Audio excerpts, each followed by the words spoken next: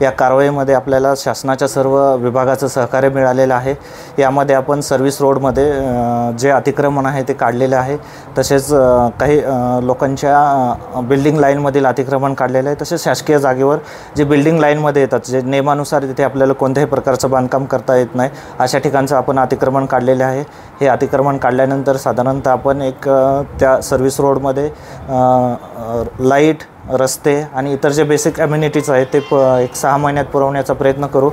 ते झाल्यानंतर जे काही लोकांचे अतिक्रमण होते किंवा त्यांचा व्यवसाय पूर्णपणे त्याच्यावर अवलंबून होता, पण शहर विकासाच्या दृष्टीने ते करणं गरजेचं होतं।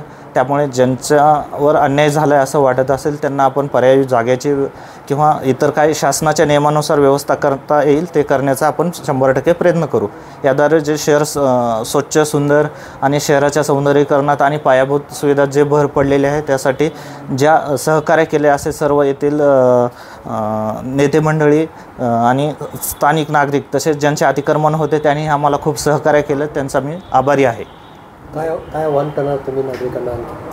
आम्ही नागरिकांना असं आवाहन करू इच्छितो, आपण जर शहरातील आता अतिक्रमण काढलं ते काढताना बऱ्याच जणांचे नुकसान झालेलं आहे, ते नुकसान आमच्यासाठीही योग्य नाही आणि आपल्यासाठी योग्य नाही। तर आम्ही तुम्हाला शहरवासियांना ह्या अशा पद्धतीने आवाहन करू इच्छितो की भविष्यात आपण ही अतिक्रमणीय जागेवर कुठलंही बांधकाम करू नये ज्याद्वारे तुमचं नुकसान होईल। तर आपले नुकसान टाळण्यासाठी व शहराच्या पायाभूत सुविधेला भर घालण्यासाठी आपण शहराला आणि प्रशासनाला सहकार्य करावे। माझीच कॅबिन होती सर, 20 फुटाची कॅबिन माझीच होती। त्यांनी मला मी ज्ञानबा पिराजी आंबोरे यांच्याकडून म्हणजे यांचं 1964 पासून त्यांच्या ताब्यात जागा होती ती, तर त्यांचे म्हणजे जुने माझ्याकडे फुटेज पण येतं आपल्या याचे लाईव्हचे, आपल्या सॅटेलाईटचे। तर त्यांची कॅबिन इथं म्हणजे ते राहत होती इथं, त्यांच्याकडून मी तो ताबा हस्तांतरित केला पैसे देऊन त्यांना। माझं 25 लाख रुपयाचं नुकसान झालं सर इथं। आणि फक्त थोड्याशा छोट्या छोट्या म्हणजे काही गोष्टी अशा झाल्या की बा काही म्हणजे थोडंसं मिसअंडरस्टँडिंग झालं त्यांच्यात आणि ते माझ्यावर त्यांनी रोष काढला तो की बा मी तुमचं अतिक्रमण तोडून टाकणार। राजकीय मी नाही राजकीय नाही, हा मी विषय थोडासा आहे, मी नंतर मांडेल तो। पण त्यांनी मला म्हणजे माझ्यावर अत्याचार केला सर, माझं कोणत्याही प्रकारे रस्त्यात नसताना त्यांनी माझं अतिक्रमण तोडलेले सर। आणि नगरपालिकेनं 8 दिलेली होती त्या समोरच्या माणसाला, त्यांच्या 8च्या आधारे मी ती जागा त्यांच्याकडून पैसे देऊन हस्तांतरित केली मला राहण्यासाठी। माझा परिवार त्यांनी उघड्यावर आणला सर, आता मी कुठं राहणार आहे? असेसमेंट दिलेली त्यांनी मला।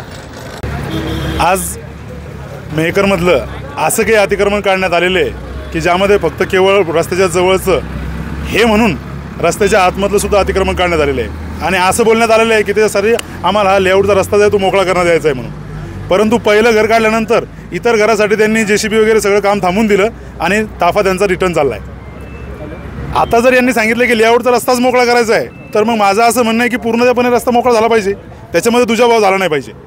कारण आज मेहकरमधलं अतिक्रमण काढण्याचं सगळ्यांचं स्वागत आहे, आपण सुद्धा नगरपालिकेचं अभिनंदन केलं, परंतु काही निवडक लोकांचं काढून बाकीचं जर कायम ठेवायचं असेल तर याच्यामध्ये काहीतरी अंशी कुठेतरी राजकारण चालू आहे असं पूर्णपणे दिसून येते। आता ते राजकारण कोण करतंय, काय करतंय, करणाऱ्याला माहिती आहे, पण आज रोजी गरीब लोकांचा इथं जीव चालला आहे।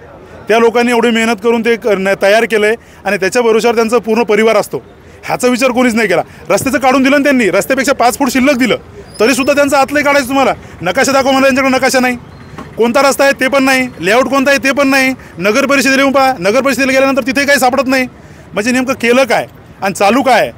आज या परिस्थितीमध्ये 5 ते 10 वर्षापासून नगर परिषदेला माहिती आहे की हे अतिक्रमण आहे आणि 50 वर्षापासून अतिक्रमण आहे।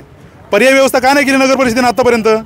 त्यांच्याकडून टॅक्स घ्यायचा त्यांच्यासाठी व्यापारी सकूल पण नाही बांधले। अहो तुम्ही जर त्यांच्यासाठी टॅक्स घेताय आणि तुम्हाला माहिती आहे की अतिक्रमण आहे उद्या काढणार आहे, त्यांच्यासाठी तुम्ही पर्याय व्यवस्था का नाही केली? अहो त्या लोकांचं पूर्ण हातावर आहे। आज रोजी ते लोक, त्यांचा परिवार त्या दुकानावर चालतो आणि ते दुकान जर तुम्ही आज काढलं आणि 5 वर्षानंतर जर ते व्यापारी सकूल जर तयार केलं त्याचा काय उपयोग होणार त्या लोकांना? तोपर्यंत त्यांनी काय करायचं आहे? आमची मागणी एवढीच आहे, जर अतिक्रमण काढत असतील तर कोणाचंही सुटलं नाही पाहिजे। आणि दुसरी गोष्ट अशी आहे की जर रस्त्याचं काढत असतील तर रस्तासुद्धा लवकरात लवकर झाला पाहिजे। केवळ अतिक्रमण काढून लोकांच्या पोटावर पाय देऊन त्याचा काही एक उपयोग होणार नाही। आतापर्यंत किती वेळेस निघलेलं आहे। आज या ठिकाणी नगरपालिकेने जी कारवाई केलेली आहे ती अशा चुकीच्या प्रकारे केली आहे। दबावात येऊन ही कारवाई झालेली आहे. या ठिकाणी मागाचे दिसते जे अतिक्रमण काढलेलं आहे ते माझं प्रतिष्ठान होतं. मी स्वतः एक अतिक्रमण धारक आहे. तर माझी मागणी एवढी होती की नगरपालिकेने जिथपर्यंत त्यांची हात आम्हाला आखून दिली होती तिथपर्यंत आम्ही आमचं अतिक्रमण काढलं होतं. परंतु त्याच्या मागील अतिक्रमण त्यानं हे कोणातरी सांगण्यामुळे दबावामध्ये काढलेलं आहे.